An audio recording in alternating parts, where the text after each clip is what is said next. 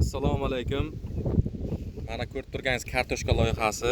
Ushbu loyiha O'zmilliy bank Toyloq baho hamkorligida Samarqand viloyati Toyloq tumani Galabotir mahallasida 247-250 sonli kontrollarda amalga oshirilmoqda. Bu yerda kartoshka ekilgan. Maydoni jami 10 gektar. Bu yerdagi ekinlar zamonaviy usullar bilan parvarishlanmoqda. Hozirda ekinlar unib chiqqan gullash davrida. Ekinlarni yetishtirish 90 kungacha davom etadi. Yetishtirish jarayonida sug'oriladi, tabiiy va mineral o'g'itlar bilan oziqlantiriladi. Ushbu loyihaga 20 ta dehqon xo'jaliklari biriktirilgan. Har bir dehqon uchun o'rtacha 50 sotixdan yer maydonlari to'g'ri keladi.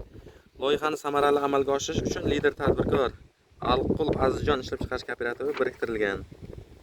Ushbu loyiha bo'yicha har bir gektardan 18 tonna, jami 180 tonnagacha hosil olish rejalashtirilgan. Kelajakda ekin maydonlarini kengaytirish va shu orqali dehqon xo'jaliklarning daromadini oshirish niyatidamiz.